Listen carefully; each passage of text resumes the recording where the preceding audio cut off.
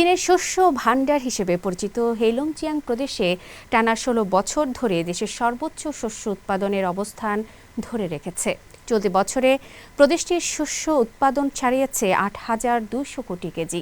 আধুনিক কৃষি প্রযুক্তি, উচ্চমানের কৃষিজমি নির্মাণ এবং উর্বর কালো মাটির সংরক্ষণে ধারাবাহিক উদ্যোগের ফলে উল্লেখযোগ্যভাবে বেড়েছে ফলন। খাদ্য নিরাপত্তা নিশ্চিত করতে হেইলংজিয়াং এখন হয়ে উঠেছে চীনের কৃষি উন্নয়নের অন্যতম ভরসার নাম।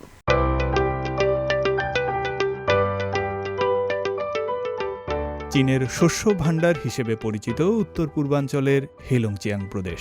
শস্য উৎপাদনে আবারও শীর্ষস্থানে উঠে এসেছে প্রদেশটির নাম। চীনের জাতীয় পরিসংখ্যান ব্যুরোর সর্বশেষ তথ্যানুযায়ী চলতি বছর প্রদেশটির মোট শস্য উৎপাদন ছাড়িয়েছে ৮২ বিলিয়ন কেজি।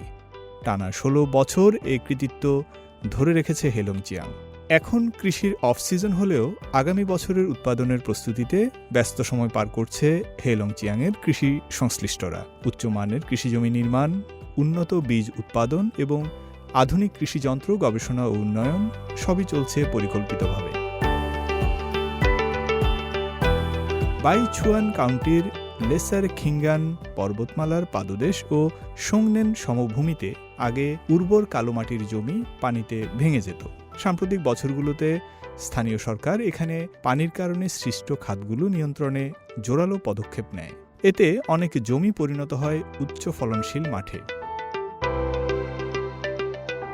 চীনের শীর্ষ কৃষি প্রতিষ্ঠান গ্রেট নর্দার্ন ওয়াইল্ডারনেস গ্রুপের মালিকানাধীন নেনচিয়াং ফার্মেও চলছে উচ্চমানের কৃষিজমি নির্মাণ প্রকল্প।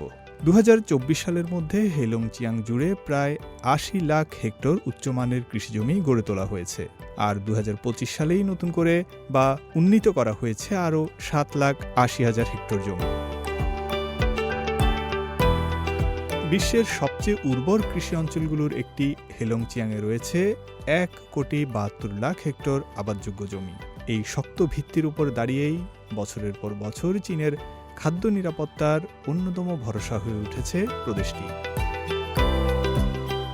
ফয়সাল আব্দুল্লাহ, সিএমজি বাংলা।